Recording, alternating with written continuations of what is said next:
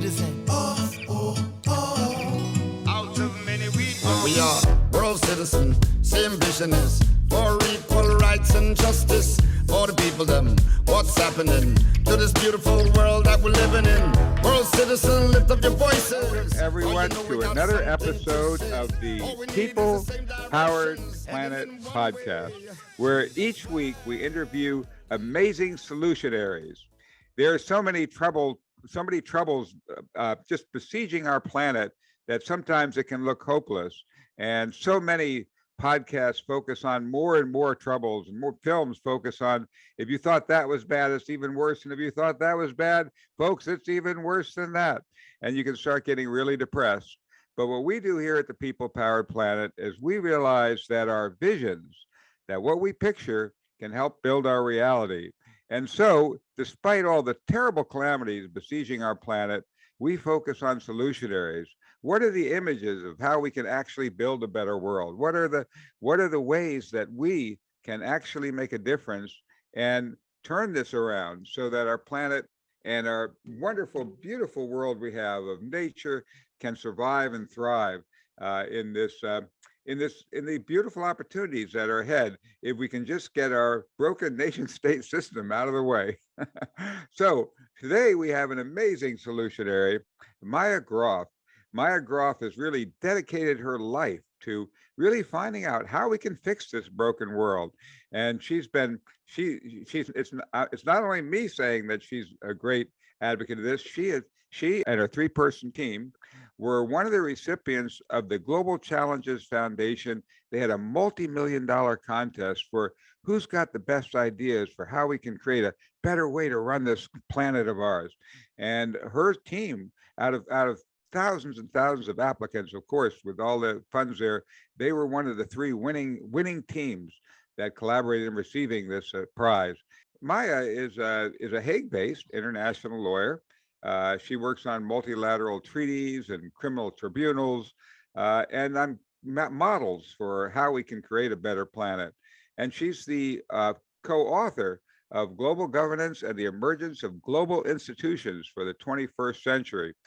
She's also an advisor to Democracy Without Borders. And she recently did a wonderful series of book club meetings with members of the Citizens for Global Solutions, another group working on solutions in our world. So welcome, Maja.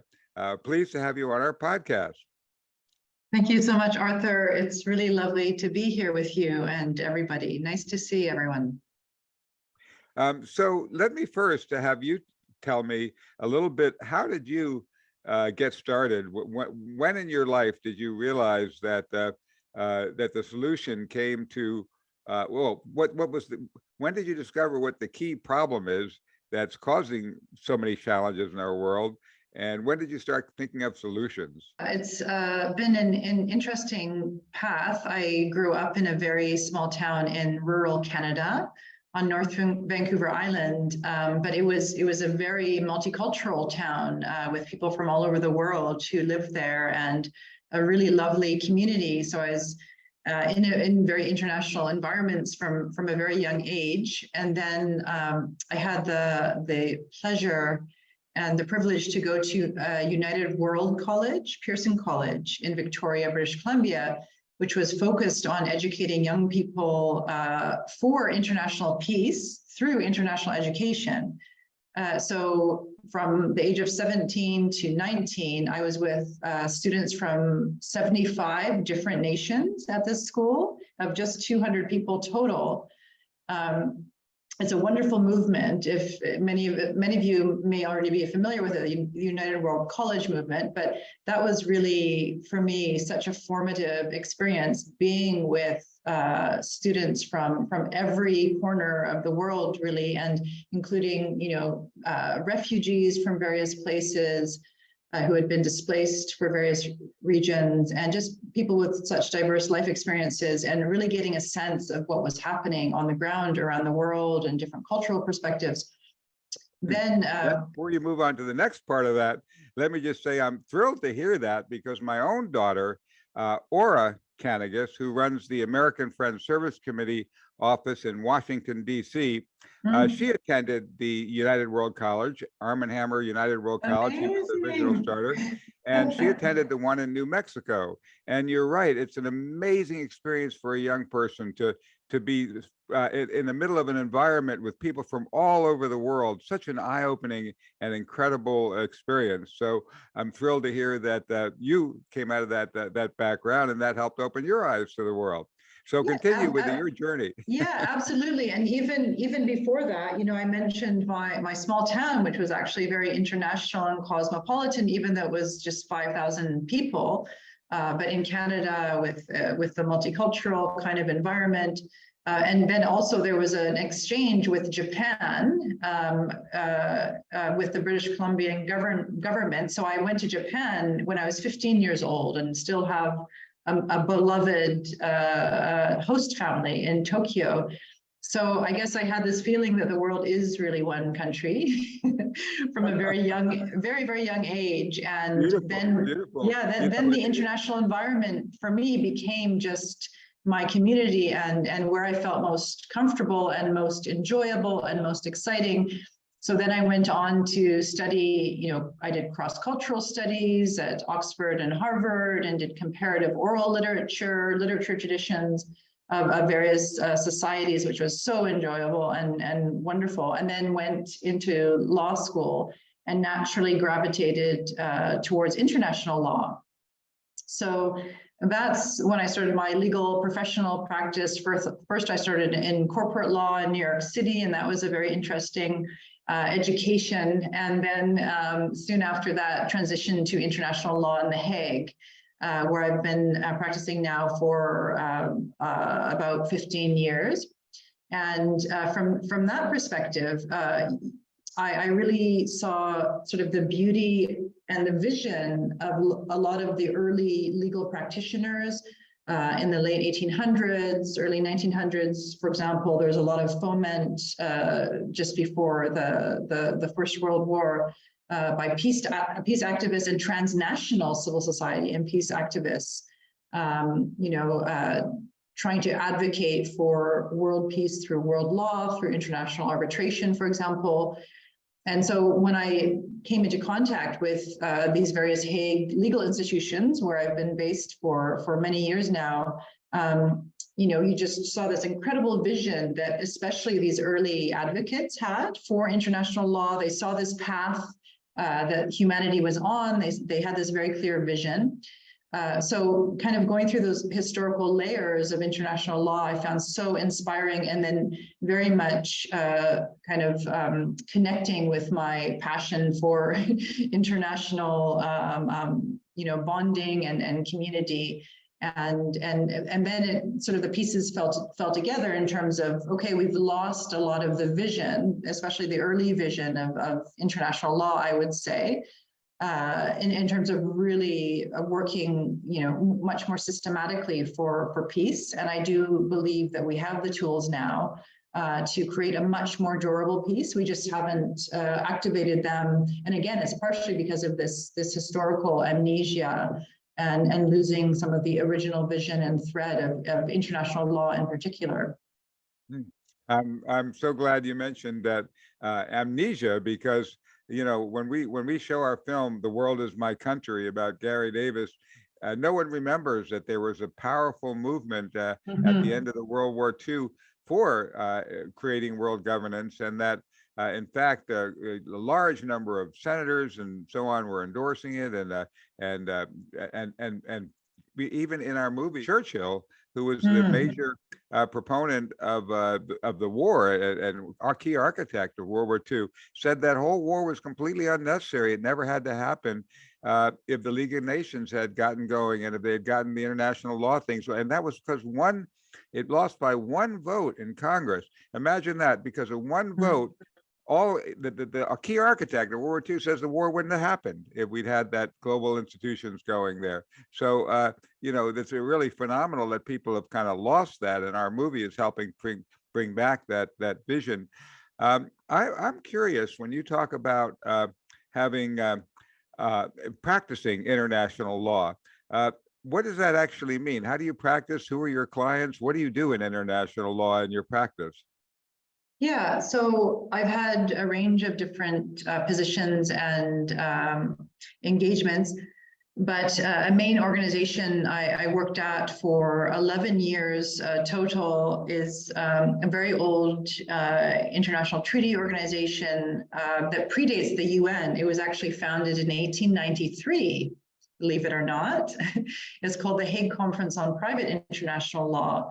And this organization, it relates a lot and works a lot with UN organizations, agencies, programs, which were created after this organization, which is one of the oldest international organizations in the world. But we worked on developing binding international treaties. So treaties that are binding on whatever states ratify or accede to these treaties across a whole, very wide spectrum of different legal issues, including commercial, civil, litigation, cooperation, cross-border, international child protection, issues affecting persons with disabilities, et cetera. So I sort of had this really extraordinary experience of working at this very old legal institution, which had the membership was increasing. It wasn't as universal as the UN, which has, of course, almost 200 members. This organization had about 80 when I left, but all sort of major players, so to speak, and from all regions of the world were members of this organization. So I did a lot of diplomatic and legal work, doing the background work, developing new treaties, potential new treaties, and then assisting also with the administration implementation of binding multilateral treaties. So working with judges, lawyers, government officials, academics, civil society organizations all over the world in terms of trying to make these multilateral binding treaties with very intensive cross-border cooperation obligations, trying to make them work better and work well to serve citizens around the world. And so this was like part of my key international legal practice, was really working on these multilateral treaties, which was so interesting and enjoyable. And I met, and of course, challenging and difficult, hard work very frequently. But also I was so inspired with the international officials, the government officials, judges, et cetera, who were so passionate about working together to have cross-border legal cooperation, to make these international treaties work. Often with very complex legal issues, very complex practical issues, also issues, cross-diversity of legal systems, common law traditions, civil law traditions. We had a project with states and jurisdictions with Sharia law legal traditions. But it was such an amazing sort of community of practice of different officials really dedicated to making international cooperation work. So that also was very inspiring in terms of what we can accomplish and the quality and the caliber of professionals we have around the world, across every country really, who are actually very dedicated to international cooperation. So that's part of my international legal practice. And then I've also been at a few of the ad hoc international criminal tribunals in The Hague, including the Tribunal for the former Yugoslavia and the Special Tribunal for Lebanon. And they're then very much involved in terms of various events and different watching different evolutions, for example, the International Court of Justice, International Criminal Court, Permanent Court of Arbitration, among others. So The Hague is really like a hotbed of international legal activity, and that's why I've stayed there for so long professionally. Yeah, well, that it's so interesting that even within this kind of a broken nation state system, there are these islands of incredible evidences of cooperation. I noticed one of the people who is in our audience today, part of the program here, Barbara Mueller, and maybe in the question period, she'll want to say something, but she says in our movie, The World Is My Country, that since the European Union was formed, and she talks about how Gary helped inspire the leaders of that, not a single nation inside the European Parliament has fought a war with another member state. There have been internal battles, there have been civil wars, there have been outside wars, but that actually a continent that was plagued with war after war and 2 world wars, that it actually did stop war. Tell us a little bit more about the model of the European Union and how that happened, what it's done, and how that might be helpful to the world. Yeah, absolutely. And I think this is a fantastic example, just as you say, to study where there were vicious wars, cyclical wars over many, many generations. And after finally the Second World War, this great, terrible, appalling war, finally there was, really strong visionaries that stepped forward to start to first, build this coal and steel union. So trying to have an economic basis, economic collaboration and incentives for these countries to start to work together much more closely. And, coal and steel sort of prime products to make war. So also kind of like, let's do something different and useful with this industrial capacity together, and then, gradually accreting then over many years to develop successive treaties, which have evolved so significantly and substantially since the early years, really based on this, the core sort of economic engine of the European Union as a basis, but then, building out to have, like a fundamental rights agency and of course linked to different human rights instruments, for example, the Council of Europe and otherwise, so much of the European legislation is very much informed by, of course, human rights and democratic values, rule of law, and now to the point where there's very strong supranational institutions within the European Union. For example, European Court of Justice of the European Union that can issue binding, interpretation of European law and decisions. A European Parliament, which has gradually gained more power, co-legislating ability over the years also, and I must add, is a very, very inspiring place to be. Every time I've gone to the European Parliament to talk to members of the European Parliament, it's just a wonderful visionary atmosphere, I find, honestly, even though it's still a political process. But I find, the issues they're thinking about, cross-European issues in the public and citizens' interests that affect citizens, in these diverse countries across the European Union. It's really extraordinary to see. And then you also see, a growing ability of the EU to help to state certain values and certain, models of collaboration at the international level. So sometimes the European Union officials from individual countries or from European institutions at the international level can be the most open-minded about the next steps we might take for international governance, because they have the models, they've seen what can happen, and that it's very, very beneficial for the countries involved. Yeah, you mentioned that that even citizens can be involved in relating to that. And I remember going to the European Parliament when Esther Peter Davis, the wife of Gary Davis, when she was alive, when she spoke there, and it was an amazing institution of people working on being solutions. How do we solve these specific problems? And something that Americans seem to be so totally unaware of, that this even happened. I mean, people, I guess, know that there used to be all these border lines, and now you can travel to Europe and you can just drive right across without it.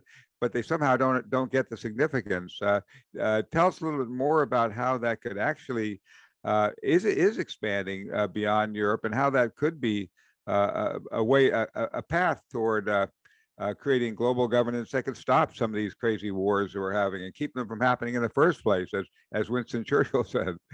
Yeah, I mean, absolutely. I mean, the European Union has developed, is accreted sort of over the year through different treaty law and institutional development and practices, and in a unique way. Of course, in the international system, we have, the UN Charter, which is the preeminent legal instrument for the international community that essentially every country in the world is a party to the UN Charter.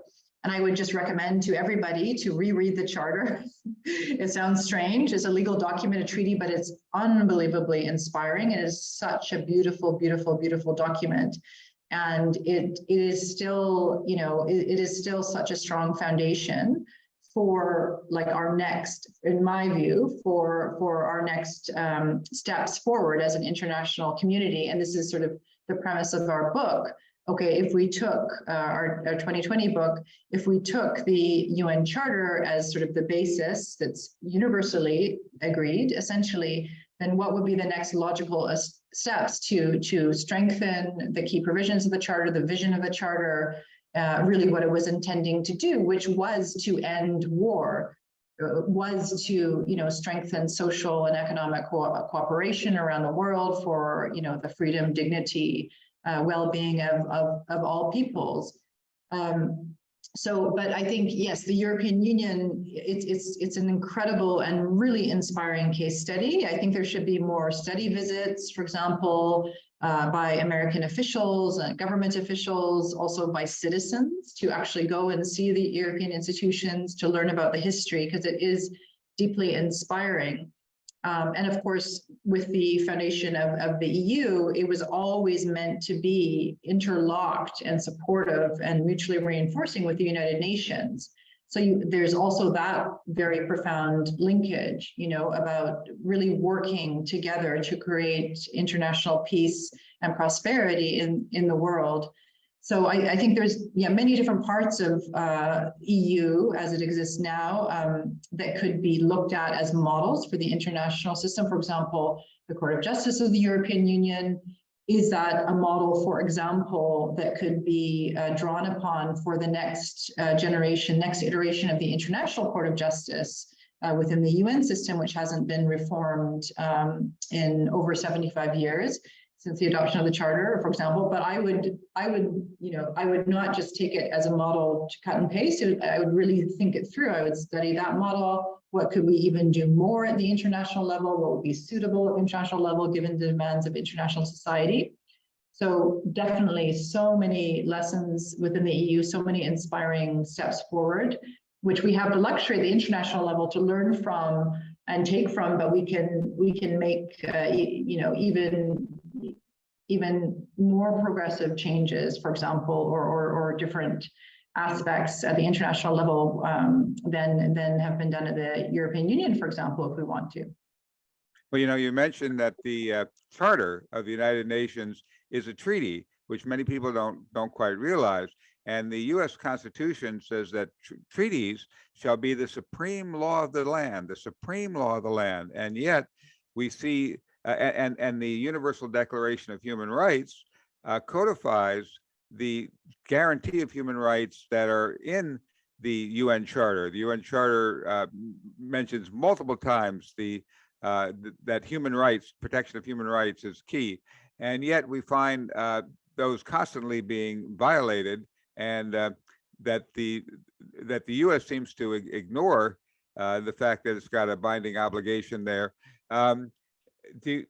What can be the way that you can see people being able to actually rise up and empower?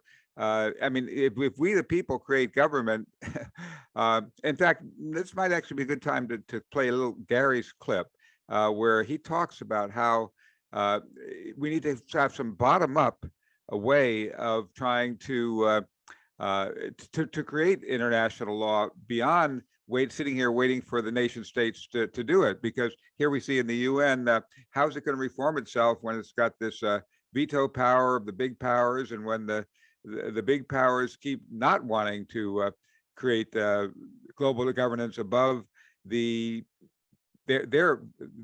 particular power that they have, their power struggle. Maybe give us a brief comment of that, and then we'll play the clip. A brief comment is that there have been some really extraordinary international citizen movements for international transformation, for example, for the landmines treaty, the creation of the International Criminal Court, the nuclear weapons ban treaty, the UN Convention on the Rights of Persons with Disabilities was so civil society driven. So we already see this phenomenon, which is very profound. It's been very transformative for the international system. So yeah, it's very interesting to kind of hear Gary's ideas and the way he was thinking, and to kind of use our imaginations also. I'm looking forward to watching the clip. Here in Vermont, we have town hall meetings. Today, with the internet, we can all meet in the same room, the global room. We don't have to give our power away to representatives who become magnets for special interest money. We don't have to be imprisoned by the inventions of the 1700s.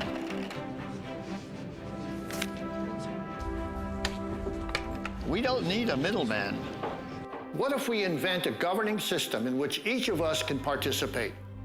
Not mob rule, but true collaboration. What if we invent world money? Why not?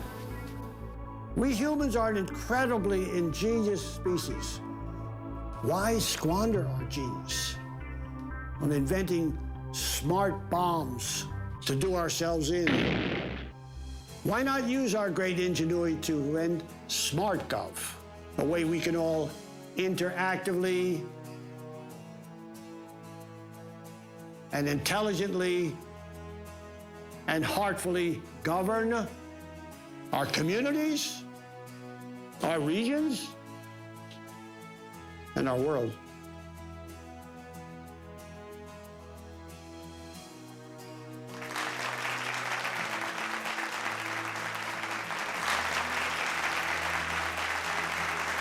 Visionary, you bet, but doesn't every advance start with imagination? When we catch the vision of a people-powered planet, then, in this era of instant communication, we'll be able to evolve the tools and the platforms we need to bring the highest and best wisdom of each individual to the task of governing planet Earth. Once we tap into the sovereignty of the whole, we can unleash the genius of humanity. End war, end oppression, solve global warming. Global warming is at the forefront of a lot of people's minds, and change of weather that we've been having, the weather patterns, the flooding, hurricanes. Obviously, human beings have had a devastating impact on our planet. It seems now more so than ever we're at a real tipping point. I'd like to ask Leo particularly, there's an old movie cliche, you know, the planet is in peril, and it's the 11th hour, and things look really dark, and at the last minute our hero swoops in and saves the day, saves the world. Who's the hero who's going to save us? I think there's got to be millions of heroes. That's my answer to that. This is a gigantic worldwide movement that needs to cross cultural boundaries, religious boundaries. It needs to unify all of us. And I think how can you argue with wanting cleaner air, cleaner water? You know, these are fundamental human rights issues at the end of the day, and that's why it is such a universal issue and a movement that we all, you know, should be a part of. Everything has to come from the will of the people. Well, so everything has to come from the will of the people. And that's what we're not seeing in the world today. We're really how many people get to vote in, you know, any relationship to the United Nations or have any involvement. As you mentioned, we do through our through our individual organizations, and organizations can be involved. But I think the key question is, how can we really, as a visionary, think forward to how we could really have more in this whole new interactive world where people are so involved and going online and so on. How could we begin to evolve a system where that brings out the highest and best wisdom of each individual? As Gary said, the current system of win-lose voting, you know, is the race to the bottom, a downward motion that divides us. How can we begin to build an interactive thing where people are working on solutions?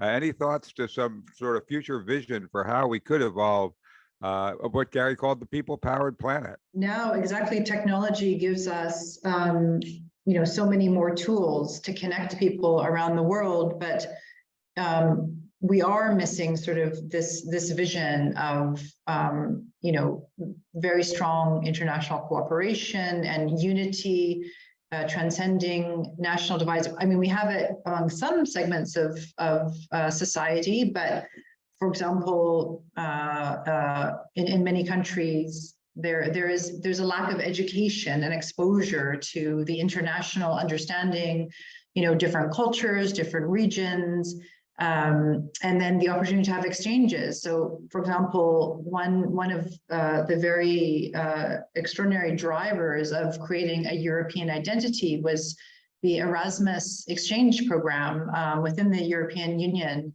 for university students to exchange across European Union countries. And so it's sort of like, it should start early and young. Also, I've been involved and very much enjoying being part of a discussion group in East Asia, where they talk about creating peace amongst East Asian nations through understanding of history and also the dialogue between countries.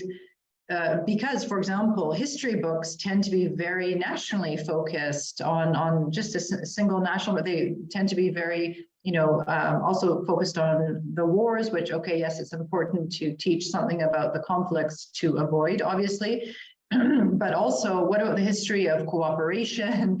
What about learning about diverse cultures and countries? So we really do understand that we are part of one planet together, which is absolutely imperative for solving our international problems at the moment. Climate change, we simply cannot escape that. No one, without collaborating together, no one nation can solve it on their own. So this is urgent, yeah. But in terms of like how you develop a system at the international level for citizens to become more and more involved, that's certainly happening in various ways with UN consultative processes and public consultations, youth consultations, civil society engagement, where you have often grassroots organizations around the world being involved in international dialogues.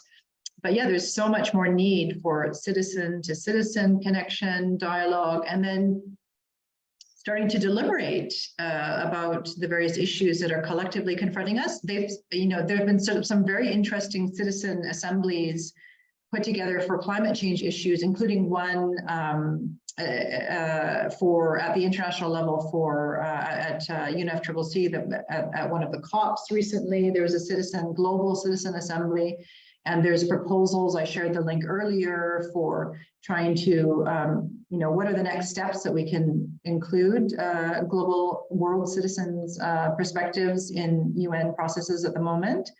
So I think there are steps and options, but the vision that you're trying to communicate is still really missing in many venues. Yeah, well, that's good. We should talk more about how to develop that vision more and develop it forward. It's as you mentioned, that international cooperation and international travel and youth exchanges and all these things.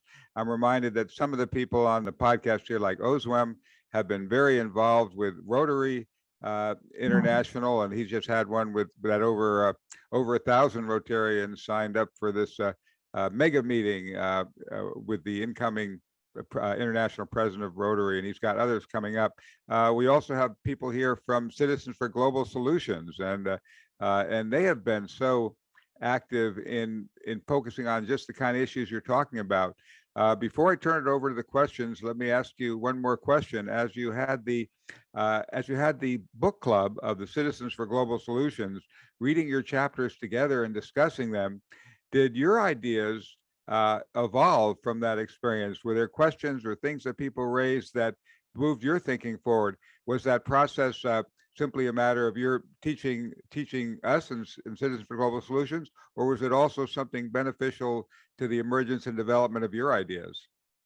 Yeah, absolutely beneficial to further thinking and reflection on various of the design features, for example, that we've proposed in our book as, one example, one thought experiment from our perspective, the three authors, on what could be the next steps forward for the international community.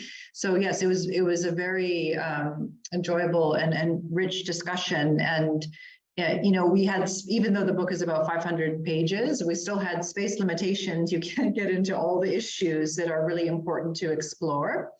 And also, our proposals in the book really were an offering to start discussion, to try to also resuscitate, this frozen dialogues around, enhanced and next steps for international governance. Whereas, the UN Charter was supposed to be reviewed within 10 years of its adoption in 1945. So there's again, just a lack of serious conversations around this topic. And yeah, it was a wonderful discussion. And there's so much more we could have,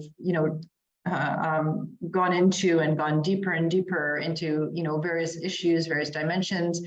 Just one issue that came up in the discussions and in other dialogues I've had recently is, if we were to establish a parliamentary facility at the international level, how do we, really avoid some of the very negative partisan politics that we see now in, mature democracies, as they're called, and money in politics, protection from lobbying, et cetera, et cetera. How do we make it, genuine, like a next generation of ethical safeguards, which we didn't have time to get into in the book, for example, but there are many other issues that were touched upon that were very helpful.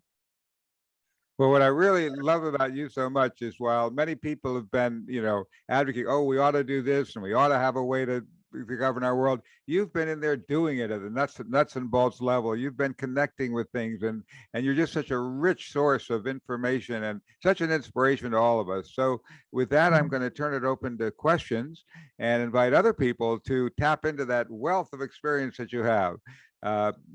Melody, can you take it from here? Yes, I can take it from here. My goodness, Maja, and I was part of the CGS book club. So informative. You can go to Global Citizens for Global Solutions website, or I'll put it in the chat. I already put it in the chat, and you can see the recording. So you'll see what we're talking about. But before you do that, buy her book. And I put that in the chat as well. So we are really crunched for time because we have so many questions coming up. We are going to go to our first question. Joan, go right ahead. Oh, well, congratulations. It's just wonderful to see you after all these years. And I'm waiting for you to come to British Columbia. But I'm so fascinated by what you're doing because, I started the Global Compliance Research Project, and I went through all these documents, but you've gone much further back. But the question I want to ask is that when I was trying to oppose the NATO invasion of Kosovo or Yugoslavia, I was at the International Court of Justice where all the NATO members stood up there and refused to accept the jurisdiction. So it's wonderful having these laws, but when you have and the U.S. still hasn't agreed to go before the International Court of Justice after what happened in Nicaragua. So I feel that's an unfortunate part. And there's just two other questions I want to ask. Is that just very quickly? To me, I was wondering if you were dealing with the two sections in the charter, which is wonderful reading. I certainly agree with you. Is chapter 7, and I've noticed that the UN, they always bypass chapter 6, which is the peaceful resolution of disputes, and they jump to chapter 7 to try to get support. I was wondering if you've been advocating that, and also making having the charter have respecting the International Court of Justice, because it's not a requirement for them to go to the International Court of Justice. So I just wondering if you've been dealing with those. And it's wonderful to see you again. And congratulations! I can't wait to see the book. Thanks so much, Joan. Lovely to see you. Yeah, so in the book, and I've written also some shorter policy pieces, which I shared with Melanie earlier, about sort of like an international rule of law package that the international community might do well to adopt to increase its overall governance efficacy and integrity, including making the ICJ a mandatory court, as courts should be. That's just a normal rule of law system to have a mandatory court binding on all members in terms of jurisdiction and then rulings. And in terms of chapter 6 versus chapter 7, yes, I was just making this very same comment last night at a presentation I made. And the point is made in the book, and also with the proposal to strengthen how could we, take the next steps to strengthen chapter 6 on peaceful settlements of disputes. And I found writing and comments from Green Hackworth, who was a U.S. legal advisor at the Department of State during the war, World War II, and helped to advise and draft the charter with the U.S. delegation and also International Court of Justice design. And his view on chapter 6 was that it was the cardinal feature of the charter. Mm-hmm. It's been lost. It's really been lost. And again, this is part of the amnesia. And the whole point was that war is outlawed. There should be collective security, and all states have the obligation, and this is already a binding obligation under international law to settle their disputes peacefully. So yes. Thank you. Yes, thank you. And quickly to our next question, David. David, go right ahead. Hi, Maya. So a quick request and then a question, which probably you can't answer in a short time, but we can discuss this in the future. But the quick request is to say that the World Court of Human Rights Coalition would deeply appreciate your expertise and guidance to advance the draft statute for the World Court of Human Rights. And we have meetings once a month. Our next meeting is on July 26th. And so I'd certainly like to reach you outside of this meeting to talk about that. The question I have relates to the very last sentence of your book, which I think was inspired by Baha'u'llah, the Baha'i faith, where you say the earth is one interdependent country with all of humanity as its citizens in your book, Global Governance. And of course, that's what Gary Davis did his entire adult life to promote that. And so one of the questions which I didn't really get to ask when you were there at the CGS Book Club is, do you have some suggestions of how we can advance world citizenship as a recognized legal status around the world so that everyone's rights and duties, their full rights, the panoply of all the rights, not just a modicum of rights, but all the rights could be recognized. So that would really end statelessness, so that no matter where you find yourself, you are a citizen, since you're a citizen of the world. Wonderful, big questions. Firstly, on the practical question, yeah, let me know. I mean, we have the chapter in the book about also suggesting it's time for an international human rights tribunal. So let's be in touch. I'm very overstretched, but love to have a conversation with you. And then in terms of strengthening global citizen, this is badly needed. It's so profound and it's so beautiful. There's so many communities around the world, and like the youth in particular, but also all those people who are really devoted to international cooperation, or in various countries who really have the empathy and really recognize our human commonality and really want to passionately work for this. So I think there's like ready audiences and very willing citizens around the world that would love to get involved. But then how to do this in terms of like, a movement, and what would be the terminology to use and the narratives, including for younger generations these days, because I think there are a lot of opportunities because the younger generations are also even more internationally minded. So I think, Ban Ki-moon has his Center for Education on Sustainable Development Goals and Global Citizenship. And by the way, there are amazing obligations in so many international treaties and also the SDGs about education for peace, for human rights, for understanding international cooperation. So we have like a richness of resources. But I think, yeah, the issue is the platform and how we build momentum and have, the funding, the structure to really accelerate this sort of commitment and understanding. And then the legal status, again, that would require some advocacy and it could be, an international treaty, which could be, it should be, of course, a high quality treaty, carefully designed. But again, I think there will be a lot of citizen support for such an instrument, because so many people are very, very deeply concerned about statelessness, about refugee populations, et cetera, where people are so vulnerable. So yeah, it's an area ripe for more work, basically. So no easy answers, but really, really important questions.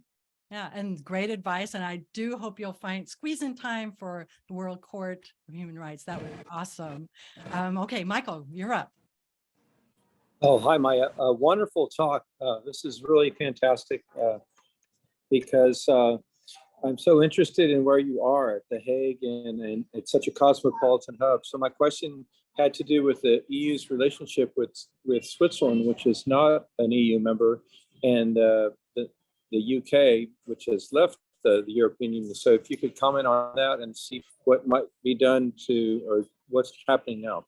I won't get very technical because, for example, the UK still has very strong relations, of course, with the EU, yet has gone down this path, the Brexit path, of course, and the legal, all the legal transitional arrangements, for example, of some international treaties I was working on, quite complex and a huge headache.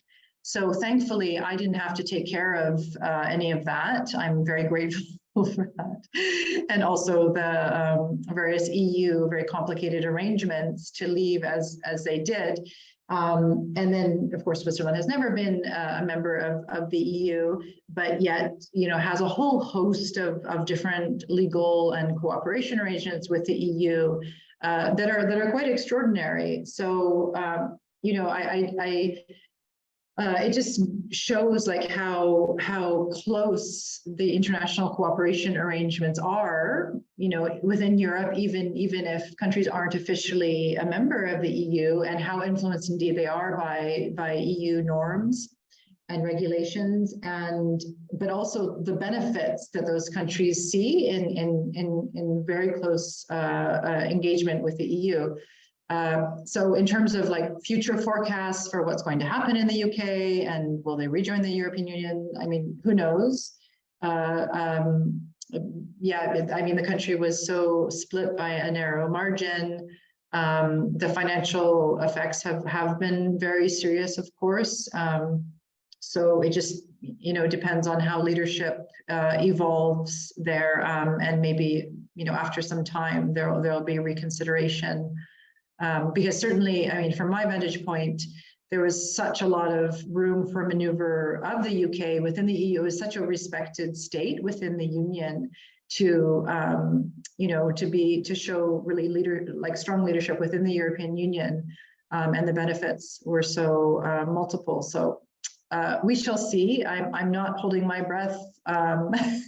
These trends sort of come and go, and there's been an interesting effect with the UK leaving the EU that many countries on continental Europe the populations have become more appreciative of the EU, realizing indeed by this example all the benefits, financial and the sort of financial and other disadvantages of possible withdrawal.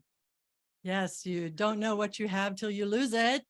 Okay, quickly over to Rebecca. Rebecca. Thanks so much. Okay, so starting with a couple thank yous, a few quick points, because I'm just unable to resist as a fellow international lawyer, having Maja's inspiration and then ending with a plug. So firstly, Maja, thank you so much for giving so much time to the book club with CGS and to all of our cooperation. We have several more initiatives that I will plug at the end. And Arthur and Melanie, also thank you so much for your participation and kind words, along with David and others. Just a few quick points. I actually wasn't intending to speak when I put a few things in the chat about US cooperation with the EU entities, the European Parliament in particular. I would commend that to folks that are interested. I will also say that one thing that's gone, I think, a little bit unnoticed is that this is the 20th year marking the United States revocation of our membership in the Interparliamentary Union. Now, the Interparliamentary Union is an interesting beast itself. It's not all democracies, but it's every country in the world basically except us. And so being 2003, the year that we left, it's an interesting time to review that. And that's something at CGS that we're looking at in terms of domestic advocacy on the Hill. There have been resolutions put forward beforehand. Secondly, picking up a little bit on Joan's questions or comments about ICJ jurisdiction. This is also, I think, an interesting time and a moment where CGS and other like-minded organizations, including some that Maja is affiliated with, have some forward movement. Switzerland, skewing back to Michael's question as well, is one of the countries that is sponsoring a declaration towards states consenting to compulsory jurisdiction of the ICJ. Only 73 states have to date. What it's interesting about this is while there might be perennial objectors like the United States, there probably are a lot of other states that might be low-hanging fruit in this department. And even where we see states not take up compulsory jurisdiction like the US, we do see a lot of policy change. And using the example of Nicaragua v. US, that seminal case, even though the United States declined to participate in the proceedings, we did actually see significant policy change. And fun fact, one of the backbench lawyers, one of the junior attorneys at the State Department representing the United States in that case, is now the chief judge of the International Court of Justice, the first US chief judge. So it is an interesting roundabout. And if you talk to her privately, she will share her thoughts on US v. Nicaragua and our participation in the court. And then just picking up a little bit more on regional entities and regional methods of cooperation as potential modalities for global government. I think it is really interesting, of course, to study the Brexit example and study the ins and outs of the European Union. It's also very instructive to look at other regional gatherings and groupings, and where many of them have come together as the European Union originally did, is the coal and steel community to further economic goals. Sometimes we see that at the expense of other goods. Sometimes we see it at the expense of human rights. Sometimes we see it at the expense of some climate goals, other times not. I'm thinking, for example, of ECOWAS, SADC, and the Inter-African Development Authority in Africa, each being somewhat having good and bad and ugly in all of that. ASEAN would be another example. And for every European Court of Human Rights or Inter-American Court on Human Rights, there is the African Court of Human and People's Rights that has some problematic constructs when we talk about, for example, a World Court of Human Rights, for example, heads of state immunities. So I think all of that could be fodder for many, many more conversations, but just let me end by plugging Maja tomorrow in our intergenerational panel and when we talk about solutionaries, I think this is really bringing the positive energy to the climate peace disarmament nexus. This is co-hosted by CGS, the World Federalist Movement, IGP, Institute for Global Policy, and Youth Fusion. And tomorrow's event will take place at 12 p.m. EST. There's a second panel at a much less forgiving time for our hemisphere, but to encourage global participation. So I'll put that again in the chat. Thank you so much, and sorry to overrun my time. Well, thank you, Rebecca. And quickly to Faisal, we have 1 minute for you. If you could be quick. Just quickly, my one worry about World Federation is how does how is local sovereignty, respected in such a federation?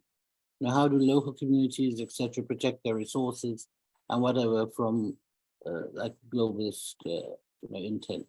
Others might have other views, but part of the answer is, of course, how you design. If you're looking, for example, a closer world federation, in a way, we already have a kind of world federation through the United Nations. There are obligations the states have to each other, to this international institution that are binding. But it's a sort of a proto-federalism or a weak federalism, but very important to try to deliver key international public goods. A cross-border sprawling world war is not good for any country.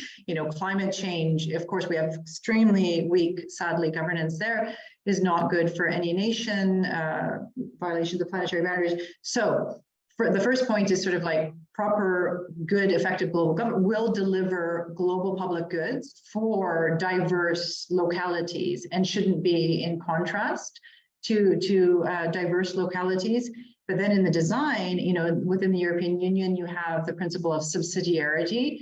The European level is only engaged if it cannot be solved at like a lower level of governance. And federal systems might employ that kind of principle in various ways. But I think, I think we're also in a new era of governance generally, where the local is really coming into sharp relief, and also understanding of, the diversity of our communities within any given nation state. The nation state is already like a large block, which can be very hegemonic and over-centralized. So, but then, so how do we at all levels of governance really value, cherish the local and ensure that the local flourishes, both in terms of people, diversity of communities, groups, diverse groups, but also our individual diversity. And then, our different cultural groupings and historical experiences. I think this is all can be accommodated within our governance structures. But for me, the global should enable the flourishing of diversity, the flourishing of the local. And also, we see these trends really powerfully at the international level of local communities being very, very present. And indigenous communities, and having this voice at the quote unquote highest levels of global governance as it's incarnated now. So I think it has to be really thought through carefully in terms of the design. And yeah, it's an exciting era if we can put our heads together to imagine what would be, what is helpful to sort of have that international kind of, orchestration, ordering, international rule of law, so that we have, shared expectation. We can all rely on a peace system where we know there's not going to be random invasions or, proliferation of weapons of mass destruction. We need to rely on that, all of our communities. But then how do we, order all the different other issues? I think these are really exciting and like very rich challenges that we should think about together. Thank you so much, Maja. I know you have to go, and so we're going to close the questions. Thank you. And I just want to say how honored we have been to have you here, your expertise, your knowledge, your advice. So thank you. Now I'm going to send it back to Arthur. Arthur, take it away. Thank you. That was amazing. And, Gary often talked about global, that we need to go global and local at the same time. To globalize our world, and that's so key. Thank you so much. I know you have to run with another event. I think you've already put your links and your book and everything in there. Everyone, please go to those. Thank you so much, and thank you for being part of another wonderful day, especially great day on the People Powered Planet podcast. World citizen, lift up your voices. Oh, we got something to say. All we need is the same directions, heading in one way. Thank you for watching. Please subscribe to our channel and like this video.